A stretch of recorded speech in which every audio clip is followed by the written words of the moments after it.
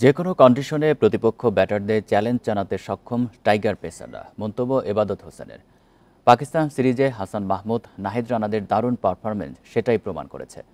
এদিকে ভারতের বিপক্ষে টেস্ট সিরিজে ফিরতে চাইলেও শতভাগ ফিট না হওয়ায় অপেক্ষা করতে হবে এবাদতকে। আমি তো মশলা বদলে ফেলেছি, এবার আপনিও বদলে ফেলুন।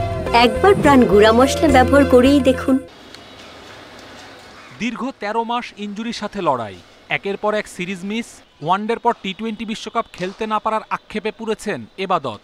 অবশেষে মেডিকেল টিমের সবুজ সংকেতে অনুশীলন শুরু করেছেন।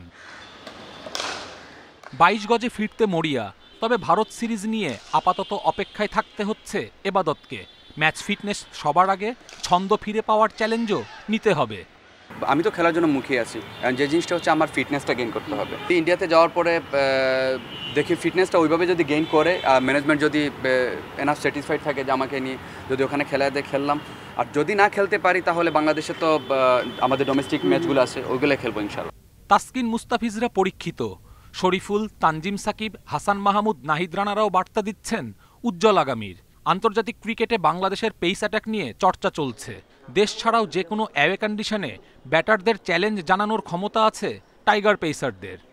আমাদের ফাস্ট বোলিং ডিপার্টমেন্ট যে পরিমাণে এখন ইমপ্রুভ করছে আলহামদুলিল্লাহ। এখন যে কেউ, আমরা যে ওয়ার্ল্ডের যে কোনো দেশেই যাই, সবাই অ্যাটলিস্ট উইকেটটা বানাইতে গেলে একটু চিন্তা করবে যে বাংলাদেশের ফাস্ট বোলাররা এখন we have man 152 at this moment.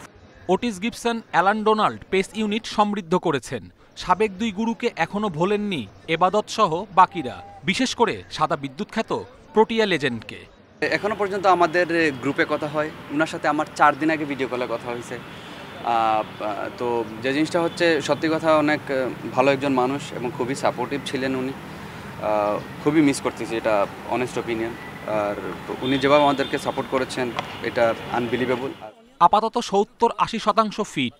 Bharat সিরিজে খেলতে না পারলেও দলের সাথে মেডিকেল বোর্ডের পর্যবেক্ষণে থাকবেন এবাদত। কপিল পাল, ইন্ডিপেন্ডেন্ট নিউজ।